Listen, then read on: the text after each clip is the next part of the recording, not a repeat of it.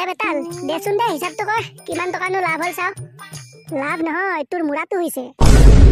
আবে আগতে হিচাপটো কৰচোন তেতিয়াহে গম পাবি লাভেই হ'ল নে লছেই হ'ল নদী নেদেখাতে লাংটা হলি হা ঐ লাৰু তই নিজে ভাবি চাচোন 10 টকা তই ফুচকা দিব লাগিছিল 10টা তই দিছ 50টা কত লাভ হ'ব হা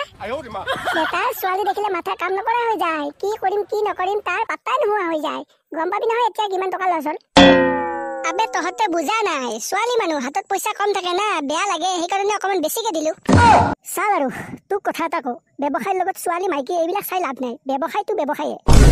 এ বেটাল মাথা গৰম নকৰিবি বুলি কৈছো দে প্ৰথমতে হিচাপটো কৰ না তেতিয়াহে গম পাম কেলা কি হ'ল কি নহল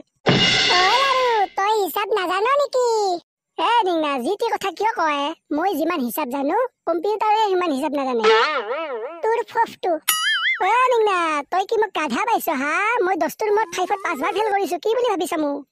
1000 যোগ 1000 সমান 2000 1 লাখ যোগ 1 লাখ সমান 2 লাখ 1 কোটি যোগ 1 কোটি সমান 2 কোটি দেখলি কোটি কোটি টাকা হিচাপ মই মিনিটত কৰি ফেলৱে কি বুলি ভাবছা মোক মই এলা হিচাপ কৰি বৰ এটা ভাল নাপাও সেইকাৰণে হে নকৰো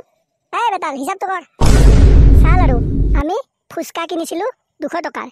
আলু কিনিছিলো 100 টকাৰ তেতেলি কিনিছিলো 200 টকাৰ সমান আমাৰ কিমান টকা হ'ল সমান আমাৰ 500 টকা খৰচ ফুচকাৰ দোকানখন দিয়াৰ নামত আমাৰ 500 টকা খৰচ হ'ল এতিয়া কচোন লাৰু তোৰ হাতত কিমান টকানো আছে মোৰ তাত 210 টকা মান আছে ঐ এতিয়া বুজি পালি নে আমি 500 টকা খৰচ কৰি দোকানখনত মাত্ৰ 210 টকাহে পালো আমাৰ মোটামুটি 300 টকা লছ আবে হয়তো আমাৰ দেখোন দোকানখন দি লছ হে হ'ল মই ফাদাৰক কৈছিলো এসপ্তাহৰ ভিতৰত চতালত অডি গাড়ী নমাম এতিয়া মই লাংটা হলো বে মই কি কৰো এতিয়া ফাদাৰে মোক মাৰিব বে এতিয়া কি কৰো